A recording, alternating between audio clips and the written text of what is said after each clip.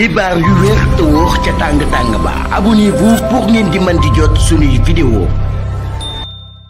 dal leen ak jàmm seen chaîne bi di Buzz 221 HD kii di Lamine Darou di ak personnalité publique bu kenn dootu présenté ci réew mi di Sénégal ginnaaw ba son excellence président Bassirou Diomaye Diakhar Faye ak Ousmane Sonko en tant que chef de parti bii di Pastef amalee akub jàppante jëmale ko ci ki ñu war a daal di tabb ci coalition Diomaye président kii di Lamine Darou yëkkati na ay kàddu daal di koy jëmale si li ni mel kii di Lamine Darou ne moom lu mu gëm moom mooy que ne ci réewu Sénégal bu amee ku war a démissionner ci diggante son excellence président Bassirou Diomaye Diakhar Faye ak premier ministre am bii di Ousmane Sonko ku mu war a doon du kenn ku dul Bassirou Diomaye Diakhar Faye ndax ne lu leer ba am moom mooy que ne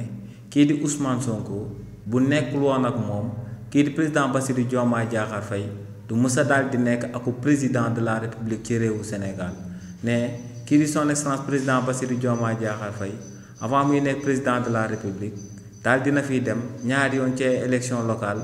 ci fam dëkk te muy jege ñaaw te ne foofee benn jigéen la doon jonganteel te ne kookee moom moo ko gañe woon ci élection yooyee yépp nee nag lu ko Sonko désigné defoon ko akub candidat ne li ni mel moom moo sababoon Sénégalais yi daal di koy votel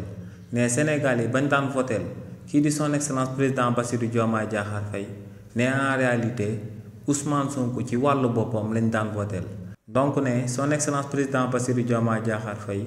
bu échecgee ci mandat buñ ko daal di dénk ne ñu bëri dañuy daal di wax que ne Sonko moom moo daal di échec donc ne kii di Bassirou Diomaye Diakhar Faye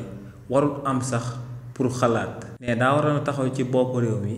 lu ko Ousmane Sonko wax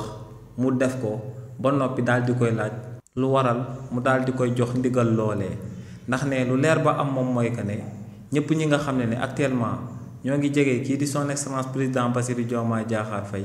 bu ko féewalit moom ak premier ministre bii di Ousmane Sonko ne ñooñee Ousmane Sonko moo leen gën a bëgg fopp kii di Bassirou Diomaye Diakhar Faye ne Ousmane Sonko fu mu taxawoon amoon possibilité bu mu amoon ne ñooñee bu ñu fa taxawoon amoon même possibilité bi ne non seulement duñ doon mës a tànn son excellence président Bassirou Diomaye Diakhar Faye waaye ne kon ñooñee dinañ doon daal di fexe ba Bassirou Diomaye Diakhar Faye ak Ousmane Sonko duñ mës a bokk ci élection ci réewu Sénégal ne lu leer ba am nag moom mooy que ne waa parti bii di Pastef ñoom ñoo nekkoon opposition bu radicale ci waa parti bii di APR ginnaaw ba président Macky Sall nekkee woon ci bopp réew mi ne si li ni mel nag amul benn métit boo xam ne nit mun na koo daal di imaginer te waa parti bii di Pastef dunduñu ko ne ci waa Pastef lañ rey lu tolloog 80 nit wala lu ko daal di ëpp ne ci waa parti bii di Pastef lañ ci jàppoon lu ëpp 2000 nit te ñooñu ñëpp nekkoon ay détenus politiques donc ne lu leer ba am moom mooy que ne waa parti bii di Pastef ñoo war a daal di ne faax ci boppu nguur gi bu ñu xalaata démissionné dañ daal di ànd ak son excellence président Bassirou Diomaye Diakhar Faye que mu neex ko wala mu naqari ko ndax ne bis bu échec amee lu leer ba am moom mooy que ne ñëpp dinañ daal di fàtte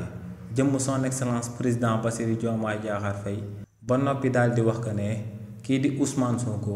moom moo daal di échec donc ne lu war Ousmane Sonko ak waa parti bii di Pastef moom mooy ñu jël reen yi daal di gunge par la force son excellence président Bassirou Diomaye Diakhar Faye kookee daal di motal premier mandat bu paree daal di jox Ousmane Sonko kookee daal di wëyal ba waa Pastef daal di fiy def lu tolloog 50 ans. xibaar yu wér te wóor ca tàng ba abonnez-vous pour ngeen di mën di jot suñuy vidéo.